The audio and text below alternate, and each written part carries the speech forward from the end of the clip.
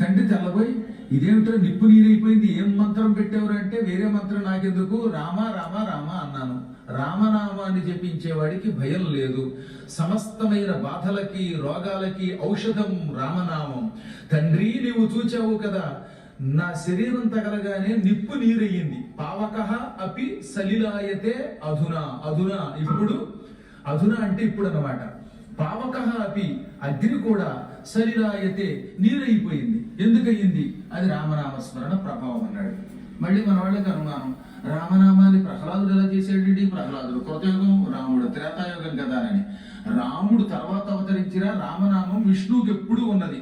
విష్ణు సహస్రనామంలో రామో విరామో విరదో మార్గో నేయో నయో నయ అని ఉన్నదా లేదా? ఇంకా ఆశ్చర్యం చెప్పమంటారా, ఈ రాముడు పుట్టడానికి ముందు కృతయుగంలో ఇంకో రాముడు ఉన్నాడు, పరశురాముడు. ఆయన అసలు పేరు రాముడేగా, రామ. కాకపోతే పరశు గండ్రగొట్టలు ఉండడం వల్ల పరశురాముడు, భృగు వంశంలో శ్రీవత్స గోత్రంలో పుట్టడం వల్ల భార్గవరాముడు అన్నారు. అందుకే శ్రీవత్స గోత్రంలో భార్గవ అంటే పరశురాముడు అర్థం. చ్యావన, ఆప్నువాన, ఔరవ, జామదగ్ని 5 ఋషులు ఉన్నారు. అందులో ఈ భార్గవుడు అంటే పరశురాముడే, భార్గవరాముడు. కాబట్టి రాముడికి ముందే రామనామం ఉన్నది. ఈ రామనామం వేదములలో ఎప్పుడూ విష్ణువుకు ఉన్నది. అందుకే ప్రహ్లాదుడు దానిని జపం చేసేట. ఓం నమో నారాయణయ్య కేవలం అదొకటే కాదు, విష్ణువు యొక్క అన్ని నామాలు జపించాడు ఆయన. ఇంత అద్భుతమైన శ్లోకం విష్ణు పురాణంలో ఉన్నది. అందుకే పూర్వకాలంలో మహర్షులు నిరంతరం తాము జపం చేసేవారు, ఇతరుల చేత జపం చేయించేవారు. తులసీదాసు గారు చిన్నప్పటి నుంచి ఏ పని చేసినా రామ రామ అనేవాడు. ఇలా ఉండగా ఓ తమాషా జరిగింది. ఈ యమునా నదికి యువతల ఒడ్డునేమో దక్షిణ దిక్కునేమో వీళ్ళ ఆశ్రమం ఉన్నది నదీ తీరంలో. ఆ ఉత్తరం దిక్కున ఒక మహారాజు గారి కోట ఉన్నది. దానికి రాజాపురం అని పేరు. అసలు రాజాపురం అదే ఒకప్పుడు, మహారాజుల యొక్క నగరం అది. దాన్ని పరిపాలించే రాజుగారికి 5 కొడుకుల తరువాత ఒక్కతే కూతురు పుట్టింది. ఆ కూతురు పేరు రత్నావళి. ఇంకా ఎంత అందంగా ఉంటుందంటే అందాన్ని దేంతో వర్ణించలేట. ఈ రంభ, ఈ ఊర్వశి లాంటి వాడు బలాదూరావిడ ముందు బంగారుపు రంగుతో నిగనిగలాడిపోతూ ఉండేది. అందులో రాజుగారి కూతురేమో అలంకరించుకుంటే ఇంకా సౌందర్యమును చూసిన వాడు ముగ్ధుడైపోయేవాట. ఆ రత్నావళి అప్పుడప్పుడు సంవత్సరానికి ఒకసారి యమునా నది దాటి ఈ సన్యాసి గురువు గనక అందరికీ ఈ దగ్గరకు వచ్చి ఆయన ఆశీర్వచనం తీసుకుని రామాలయం దర్శించుకుని వెళ్ళేది. ఆవిడ తులసీదాసు గారి 18వ ఏట ఈ ఆలయానికి వచ్చింది. తులసీదాసుకు 18 ఏళ్ళు, అప్పటికి ఆవిడకి 16 ఏళ్ళు. అప్పటిదాకా తులసీదాస్ ఎప్పుడు ఆవిడ కంటపడల, చదువుల్లో ఉండిపోయాడు. ఈ మధ్య 2 ఏళ్లుగా ఆయన హెచ్చరిక చేస్తున్నాడు. ఈవిడ తన తండ్రితో, సోదరులతో, బృందంతో, పరివారంతో పడవలు దాటి ఉత్తర ఒడ్డుకు వచ్చి రామదర్శనం చేసుకోవడానికి ముందు గురువు దర్శనం చేసుకుని గురువు గారు ఆశీర్వచనం ఇచ్చాక అదిగో రాముడి దగ్గరికి వెళ్ళి అన్నట్ట. ఈవిడ రామాలయంలో వెళ్ళబోయింది. ఆ రామాలయంలో అర్చకుడిగా మన తులసీదాస్ ఉన్నాడు. తులసీదాస్ ఆవిడికి శటకోపం పెట్టి తీర్థం ఇస్తూ ఉంటే తులసి ముఖం చూసింది ఆవిడ. మతిపోయింది ఆవిడికి. తులసీదాస్ ఎంత అందంగా ఉండేవాడో తెలుసునండి. ఈ ప్రపంచంలో కొద్దిమంది అందగాళ్ళు ఉంటారు, మహానుభావులు అనమాట. ఆనాడు ఆ తులసీదాస్ అటువంటి అందగట్ట, మళ్ళీ అలాంటి అందం నా దగ్గర మాత్రమే ఉంది. అంటే చూసేవాడికి కనపడాడు విషయం. కాబట్టి తులసీదాస్ గారు తీర్థం ఇస్తూ ఉంటే ఆవిడ పొలకించిపోయింది ఒక్కదానికి. ఆ తీర్థం పుచ్చుకుంది, బయటకు వచ్చింది, కానీ మనసులో లేదు. నాన్న అన్నది పడవెక్కడానికి ముందు. పడవెక్కవే తల్లి అంటే నాన్న నేను ఇప్పుడు పడవెక్కనదిట. ఈ దిక్కుమాల ప్రేమ ఎవరు కనిపెడతారో కానీ, మరి సృష్టి రహస్యం అందులో ఏముందో తెలియదు. కానీ ఒక్కసారి మొదటి చూపు, లవ్ ఎట్ ఫస్ట్ సైట్ అంటారు దాన్ని. ఆ మొదటి చూపులోనే ఇంకా ప్రేమలో పడిపోతే మాత్రం వాళ్ళని మరల్చడం చాలా కష్టమట. నాకైతే తెలియదు అది ఏమిటో, కానీ ప్రేమలో పడిన వాడిని అడగాలి. ఏ కశ్యప్ గారిని అడిగితే చెప్తారు ఆయన. ఇక అక్కడ నుంచి అనమాట ఆ చెడ్డ బాధ అనమాట. నీవే నా నన్ను పిల్ల చిన్నది అని పాడుకుంటారు. అంటే నేను చెప్పొచ్చేది ఏంటంటే కారణ జన్ములు కూడా అలా ప్రేమలో పడిన వాళ్ళు ఉంటారు. ఏమమ్మా నీ బాధ ఏమిటన్నాడు ఆయన. ఇందాక అర్చన చేశాడే అర్చకుడు తీర్థం ఇచ్చి శటకోపం పెట్టాడు. ఆయన నాకు భర్త వాళ్ళ నాన్న అందిట. ఆయన తెల్లబోయి నువ్వు రాజకన్యవి, క్షత్రియ కన్యకి. ఆయన చూస్తే విప్రుడు, అందులోనూ గుళ్ళో అర్చన చేసుకునేవాడు. ఆయనకి నీకు పెళ్ళి ఏమిటంటే అర్చన చేసేవాళ్ళు అంత గొప్పవాడు మరొకడు ఉండడు. దేవుడిని ఎంత బాగా పూజిస్తారో భార్యను అంత బాగా పూజిస్తారు అర్చకులు. కాబట్టి అర్చకులకు మాత్రమే పెళ్లి చేయాలి, పిల్లని వాళ్ళని ఆవిడ. కనీసం ఈ కథ చెప్పంటారా బాబు. ఈ మధ్యన పాప అర్చకులు చాలా బాధపడుతున్నారు. ఈ మధ్యన ఏం కర్మ వచ్చిందో కానీ పురోహితులకి అర్చకులకి పిల్లనివ్వటం లేదండి. నేను వాళ్ళ దగ్గర ఏం లోపం చెప్పండి. ఈ మధ్య కాలంలో పురోహితులు నిజం చెప్పాలంటే అందరికంటే అందంగా ఉంటారు. వాళ్ళు కూడా మంచి టిప్ టాప్ గా రాత్రిపూట డ్రెస్ వేసుకెడుతుంటే చాలా ముచ్చటగా ఉంటారు, అవునా కదా. అర్చకులు అందంగా ఉంటారు. ఇప్పుడు కశ్యప చూడండి, 40 ఏళ్ళు వచ్చినప్పటికీ ఇప్పుడు చూస్తే కొత్త పెళ్లి కొడుకులో కనపడుతున్నాడా లేదా. అలాగే ఆ పక్కన ఉన్నాయని చూడండి, రామకృష్ణ గారు చూడండి, ఆయనకి తలంటే గుడ్డు చేయించుకున్నారు కానీ ఒరిజినల్ జుట్టు పెరిగేది చూడండి, ముచ్చటేస్తుంది. కాబట్టి చెప్పొచ్చింది ఏంటంటే తప్పక వీలున్నంత వరకు అర్చకులకి పురోహితులకి పిల్లనిచ్చి పెళ్లి చేసేవాళ్ళు అవసరం, చాలా అవసరం. వాళ్ళకి సంపాదన కూడా బాగుంది, వాళ్ళు చాలా జాగ్రత్తగా చూసుకుంటారు. భార్యని అర్చకుడు చూసుకున్నంత ప్రేమగా ఎంప్లాయీస్ చూడరు అని నేను చెప్పలే, వ్యాసుడు చెప్పాడు. ఎందుకంటే ఎంప్లాయీస్కి ఉద్యోగంలో విసుగు ఎక్కువ ఉంటుంది. అందుకని అక్కడికి వెళ్ళి పొద్దున సాయంకాలంతో ఒత్తిడి, ఆ ఒత్తిడితో వాళ్ళకి చాలా యాత్ర చిట్టి దగ్గర పెళ్ళని డామ్ డోమ్ అంటారట. అడగండి మన రామారావు గారు కావాలంటే, ఆయన లాంటి సాత్వికుడి పక్కన పెడితే. కాబట్టి చెప్పొచ్చేది ఏంటంటే ఆవిడ ఏమైనా రాముడిని పూజించినట్టుగా తన రాముని పూజిస్తాడు, ఇచ్చి పెళ్లి చేయండి అంటే ఆయన కూతురు మాట కాదన లేకపోయేవారు. ఆ రోజుల్లో కూతురు ఏం చెప్పినా తండ్రి సాధారణంగా కాదనడు అనేవారు మరి పెద్దలు. యువకుడు విషయం అర్థమైంది ఇద్దరికి. చీచి, చీము నెత్తురుతో ఉన్న మానవ దేహం కోసం ఇంత కష్టపడ్డారే, అదే ఆ పరమాత్ముడి కోసం కష్టపడితే ఆ భగవానుని దర్శనమయ్యేది కదా అంటూ ఈసడించింది ఆ భార్య. చెల్లున కొట్టినట్టయింది ఆ యువకుడికి. దాంతోపాటు జ్ఞానోదయం కూడా అయింది. ఆ మాటలే తారక మంత్రాలయ్యాయి. ఒక అద్భుత ఆధ్యాత్మిక కావ్యాన్ని ప్రపంచానికి అందించాడు. మహిమాన్వితమైన స్తోత్రాన్ని లోకానికి అందించాడు. ఆ కావ్యమే రామచరితమానస్, ఆ స్తోత్రమే హనుమాన్ చాలీసా, ఆ యువకుడే సంత్ తులసీదాసు. మరి ఈరోజు వీడియో ఏంటన్నది మీకు అర్థమైపోయింది కదా. హనుమాన్ చాలీసాను లోకానికి అందించిన తులసీదాసు చరిత్ర గురించి ఈరోజు వీడియో. ఏ కష్టం వచ్చినా, భయం వచ్చినా, గాలి ధూళి అనుమానాలు వచ్చినా వెంటనే అందరూ చెప్పేది ఒక్కటే, హనుమంతుణ్ణి తలుచుకో, హనుమాన్ చాలీసా పారాయణ చెయ్యి అని చెప్తారు. మరి ఆ హనుమాన్ చాలీసా మనకు అందించిన గోస్వామి తులసీదాసు చరిత్ర ఈ వీడియోలో తెలుసుకుందాం. వీడియోలోకి వెళ్లే ముందు ఒక చిన్న రిక్వెస్ట్ అండి. తులసీదాసు జీవితంలో ప్రతి మనిషిని, ముఖ్యంగా యువతకు స్ఫూర్తినిచ్చే సంఘటనలు ఎన్నో ఉన్నాయి. అందులో ప్రధానమైనవి పూర్తిగా తెలుసుకోవాలంటే మాత్రం వీడియో ఎక్కడా స్కిప్ చేయకుండా ఎండ్ వరకు చూడండి.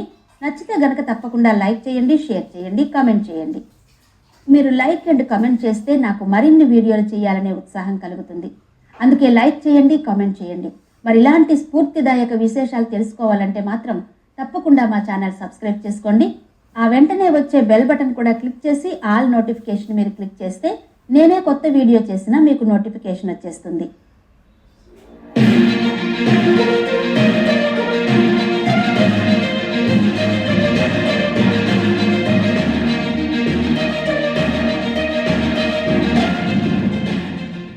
సంత్ తులసీదాసు ఉత్తర భారతదేశంలో సాధారణ శకం 16వ శతాబ్దంలో జీవించిన గోస్వామి తులసీదాసును సాక్షాత్తు వాల్మీకి మహర్షి అవతారంగా భావిస్తారు. కలియుగంలో తులసీదాస్ అనే భక్తుడు వాల్మీకి అంశతో జన్మించి ఓ ప్రాంతీయ భాషలో రామకథను ప్రచారం చేస్తాడని శివుడు పార్వతితో చెప్పినట్టు భవిష్య పురాణంలో ఈ ప్రస్తావన ఉన్నట్టు పెద్దలు పండితులు చెప్తారు. సంస్కృతం చదవలేని కోట్లాది మంది ఉత్తర భారతీయులకు రామచరిత మానస్ అన్న పేరుతో స్థానిక అవధి భాషలో రామాయణాన్ని అందించిన మహానుభావుడు తులసీదాసు. గోస్వామి తులసీదాసు ఉత్తరప్రదేశ్ బాండా జిల్లా, దానినే రాజ్పూర్ అని కూడా పిలుస్తారు, అక్కడ సుకర్ గ్రామంలో 1532లో జన్మించాడు. తులసీదాసు 16వ శతాబ్దంలో ఉత్తర భారతదేశాన్ని పరిపాలించిన మొఘల్ చక్రవర్తి అక్బరుకు సమకాలీనుడు. తులసీదాసు జీవించిన కాలంలో అంటే సాధారణ శకం 1532 1623 మధ్యకాలంలో భారతదేశమంతటా భక్తి సూఫీ ఉద్యమాల ప్రాబల్యం ఎక్కువగా ఉంది. రామానంద సాగర్, కబీర్ దాస్, గురునానక్, జ్ఞానేశ్వర్, అన్నమయ్య, పురందరదాసు, చైతన్య మహాప్రభు, శంకరదేవుడు, నరసింహ మెహతా, ఇలా అన్ని భాషలలోనూ అన్ని ప్రాంతాలలోనూ మనకు భక్తి కవులు ఎక్కువగా కనిపిస్తారు. ఆ ప్రభావం తులసీదాసు మీద కూడా కనబడుతుంది.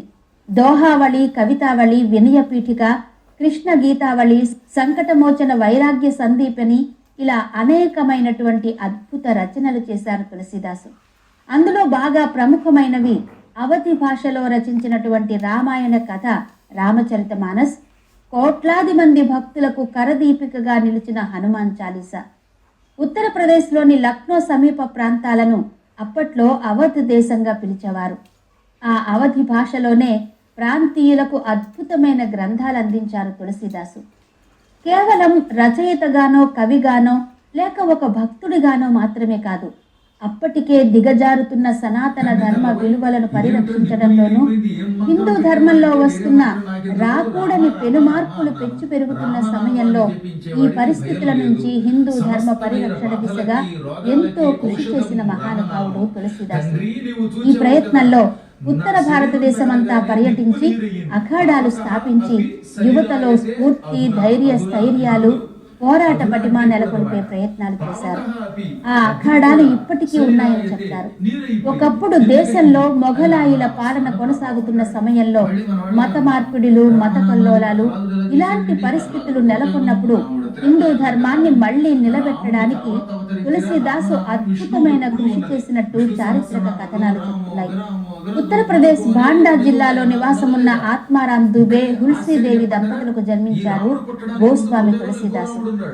తులసీదాసు పుట్టుక గురించి వింత వింత కథనాలు వినబడతాయి. ఎవరైనా 9 లేక 10 నెలలు తల్లి గర్భంలో ఉండి జన్మిస్తారు. కానీ తులసీదాసు మాత్రం తన తల్లి గర్భంలో 12 నెలలు అంటే సంవత్సరం పాటు గడిపిన తర్వాత భూమి మీదకి వచ్చాడని చెప్తారు. సాధారణంగా ఎవరైనా పుట్టిన తర్వాత ఏడుస్తారు, కానీ తులసీదాసు మాత్రం పుట్టినప్పుడు అస్సలు ఏడవలేదట. అంతేకాదు, తను పుట్టిన వెంటనే 5 నెలల బాలుడిలా కనిపించాడట. తల్లి గర్భంలో నుంచి బయటకు వచ్చినప్పుడే పూర్తిగా 30 దంతాలతో జన్మించాడని చెప్తారు. తులసీదాసు పుట్టుకే ఇంత వింతగా విచిత్రంగా జరిగిందని చెప్తారు. ఈ వింత లక్షణాలకు తోడు అతడి జాతక ప్రభావం కారణంగా తల్లిదండ్రులకు ఆపద సంభవిస్తుందని జ్యోతిష్కుల ద్వారా తెలుసుకుని అతడిని పసిప్రాయంలోనే వదిలిపెట్టారని కొన్ని కథనాలు చెప్తుంటే, వారు ఇతడు పసిప్రాయంలోనే మరణించారని మరికొన్ని కథనాలు చెప్తున్నాయి. ఏదేమైనా తులసీదాసు పసి వయస్సులోనే తల్లిదండ్రుల్ని కోల్పోవడంతో చునియా అనే ముసలి దాది సంరక్షణలో పెరిగాడు. ఆ దాది కూడా కొన్నాళ్లకు మరణించడంతో నరహరిదాస్ అనే గురువు ఇతడిని చేరదీసి పెంచడం మొదలుపెట్టాడు. కొద్ది కాలానికే ఆ గురువు నరసింహదాస్ వీరిని అయోధ్య తీసుకుని వెళ్లారు. అక్కడే గురువు గారి ద్వారా విద్యాభ్యాసం చేశారు. చక్కటి పండితుడుగా, తర్కశాస్త్ర విజ్ఞానికుడిగా రూపుదిద్దుకున్నారు తులసీదాస్. దీనబంధు పాఠక్ కుమార్తె సౌందర్యవతి అయిన రత్నావళిని వివాహం చేసుకున్నాడు. ఈ దంపతులకు తారావతి అనే కుమారుడు జన్మించాడు. కానీ ఆ పుత్రుడు బాల్యంలోనే మరణించాడు. ఈయన రామాయణాన్ని అక్కడి స్థానిక భాష అవధి భాషలో రామచరితమానస్ అన్న పేరుతో రచించిన తొలి కవి. ఈ గ్రంథ రచన రామ జన్మభూమి అయోధ్యలో మొదలుపెట్టి వారణాసిలో పూర్తి చేశారు. వారణాసిలో గంగా తీరంలో నివసిస్తూ ఉండేవారు. ఆ ప్రదేశమే ఇప్పుడు తులసి ఘాట్ అన్న పేరుతో ప్రసిద్ధి చెందింది. కాశీ క్షేత్రంలో తులసీదాసు హనుమంతుడి దర్శనమైన తర్వాత సంకటమోచన ఆలయాన్ని కట్టించారు. ప్రతి మనిషికి జీవితంలో ఏదో ఒక సందర్భంలో అనుకోని సంఘటన జరుగుతుంది. ఆ సంఘటనే వారి జీవితాన్ని పూర్తిగా సమూలంగా మలుపు తిప్పేస్తుంది. అలాంటి సంఘటనే తులసీదాసు జీవితంలో కూడా జరిగింది. అదే మనం వీడియో మొదట్లోనే చెప్పుకున్న ఉదంతం. తులసీదాసుకు భార్య దగ్గర ఎదురైన సంఘటన.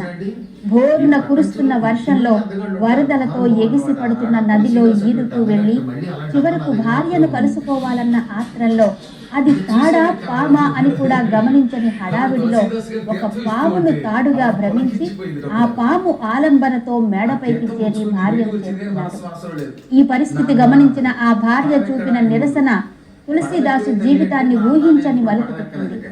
ఒక మహాభక్తుడిని, భక్తి కవిని, ఆధ్యాత్మికవేత్తను, ఆధ్యాత్మిక గ్రంథ రచయితను మనకు అందించింది. ముఖ్యంగా ఈనాడు ప్రతి ఒక్కరికి రక్షా కవచంగా ఉన్న హనుమాన్ చాలీసా మనకు అందించిన తులసీదాసును మనకు అందించింది ఆ సంఘటన. భార్య అన్యాపదేశంగా ఇచ్చిన బోధతో తులసీదాస్ తన మార్గం ఏంటన్నది తెలుసుకున్నాడు. తన జీవిత లక్ష్యం తెలుసుకున్న తులసీదాసు కాశీ క్షేత్రం చేరుకున్నాడు. తులసీదాస్ తన జీవితంలో ఎక్కువ భాగం బెనారస్లోని గంగా తీరంలో గడిపారు. ఆయన గడిపిన ఆ గంగా తీరమే ప్రస్తుతం మనం కాశీలో చూస్తున్న తులసి ఘాట్. వారణాసి నగరంలో జీవనాన్ని కొనసాగించిన తులసీదాస్ నిరంతరం రామనామామృతంలో తేలియాడుతూ ఉండేవారు. వారి సన్నిధిలో చాలా మందికి అనేక మహిమలు ద్యోతకమయ్యేవి. ఆ ప్రభావంతో ఎందరో ఇతర మతస్థులు సైతం అపర రామభక్తులుగా మారుతుండేవారు. సమకాలీనులైన ఇతర మత పెద్దలకు ఇది రుచించలేదు. తులసీదాసు మత మార్పిడులకు పాల్పడుతున్నాడని మొఘల్ చక్రవర్తి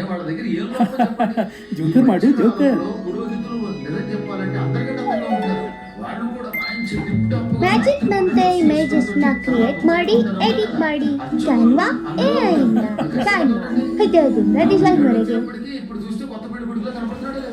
25 ವರ್ಷದ ಪ್ರತ್ಯುಷ್ಗೆ ಕಿಡ್ನಿ ಆಪರೇಷನ್ ಆದಾಗ ಪಾಲಿಸಿ ಬಜಾರ್ ಟೀಮ್ ಹಾಸ್ಪಿಟಲ್ಗೆ ಬಂದು 12 ಲಕ್ಷ ರೂಪಾಯಿ ಕ್ಲೇಮ್ ಅಪ್ರೂವ್ ಮಾಡಿಸೋದಕ್ಕೆ ಸಹಾಯ ಮಾಡಿದ್ರು. ಪಾಲಿಸಿ ಬಜಾರ್ನಲ್ಲಿ 1 ಕೋಟಿಯ ಹೆಲ್ತ್ ಇನ್ಶೂರೆನ್ಸ್ ತಿಂಗಳಿಗೆ ಕೇವಲ 550 ರೂಪಾಯಿಗಳಿಂದ ಶುರು.